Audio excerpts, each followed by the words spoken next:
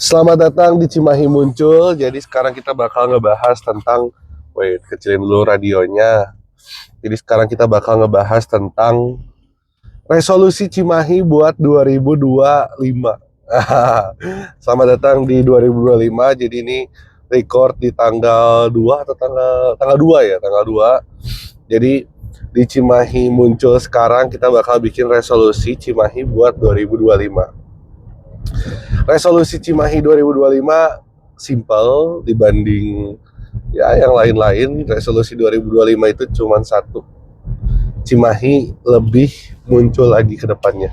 Cimahi bisa muncul dan bisa lebih gaul lagi, bisa lebih dikenal lagi sama orang-orang banyak.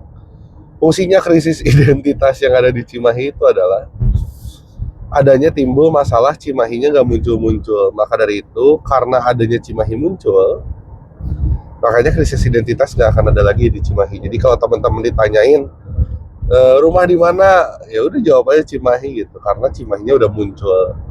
Kalau kemarin-kemarin kita mau ngakuin Cimahi, ya balik lagi ke Cimahinya punya apa gitu. Tapi kalau sekarang Cimahinya 2025 bisa muncul, bisa hebat gitu ya, bisa keren, ya nggak ada salahnya Cimahi muncul bisa mendoakan Cimahi buat muncul gitu. Apa sih definisi munculnya gitu ya? Jadi intinya ketika kita ngomongin Cimahi itu nggak malu-maluin gitu. Ketika kita ngomongin Cimahi itu semua orang mengapresiasi tentang hal itu gitu. Nah, bukan tugas kita buat menciptakan hal-hal yang mengesankan untuk masyarakat Cimahi atau masyarakat luar Cimahi gitu. Tapi itu fungsi kepala daerah sendiri buat menciptakan hal-hal yang membuat masyarakat itu terkesima lah ibaratnya gitu ya sama Cimahi. Jadi nggak akan ada lagi tuh konten-konten yang 3 alasan dibully gitu ya. Itu karena rumah di Cimahi gitu.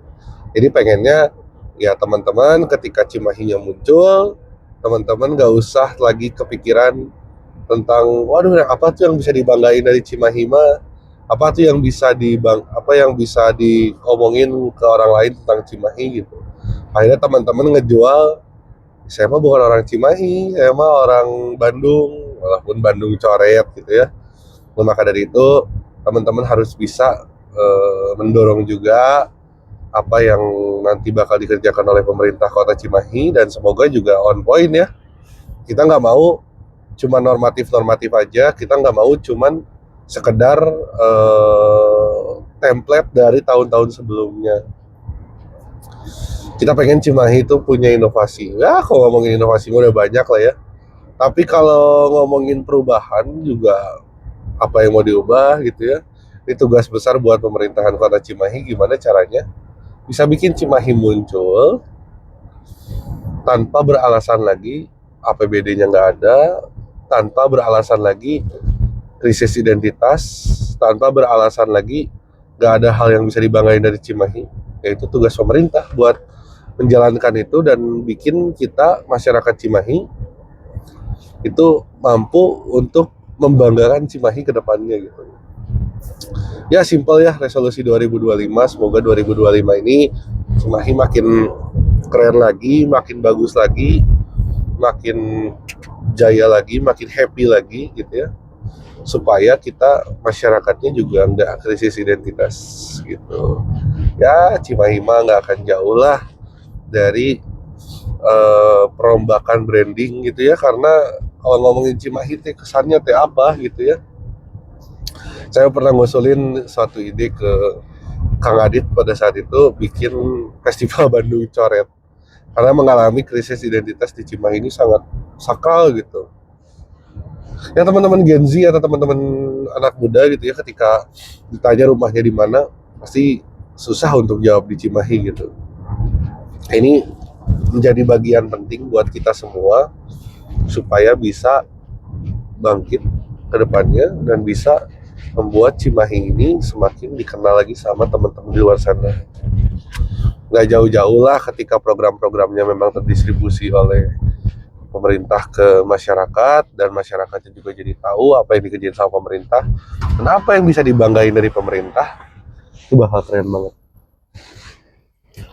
Dari situlah kita bisa membanggakan Cimahi dengan hal-halnya, dan nanti kita punya wali kota atau wakil wali kota yang mengerjakan hal-hal yang populis gitu, bukan hal-hal yang eksklusif gitu ya, sifatnya inklusif gitu.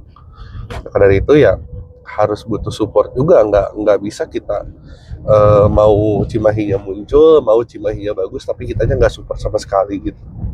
Ya, kita tunggu gebrakan-gebrakannya. Nah ini kayak di Baros nih, kita baru lewat ya, ada taman animasi 1,1 M, ada BITC gitu kan. Itu juga jadi suatu hal yang menarik juga buat Cimahi ke depannya. Tapi ya gimana lagi, balik lagi ke pemerintahan kota Cimahinya mau atau enggak gitu. Karena pada dasarnya apapun bisa dilakukan di Cimahi gitu, asal punya kreativitas dan link kegaulan yang kuat buat pemerintah. Tadi saya selalu bilang, ketika kita datang ke Zara, kita datang ke Uniqlo, kita datang ke Miniso udah ada di Cimahi.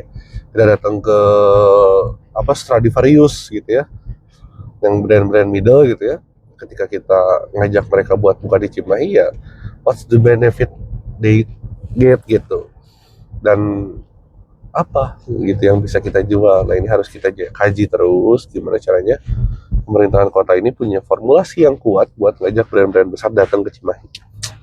Oke, itu aja dari Raka. Mungkin selamat tahun baru buat teman-teman semuanya. Semoga di 2025 teman-teman bisa berkarya buat Cimahi secara gamblang, tanpa dijegal siapa-siapa, tanpa dikalahkan oleh orang yang itu lagi dan itu aja.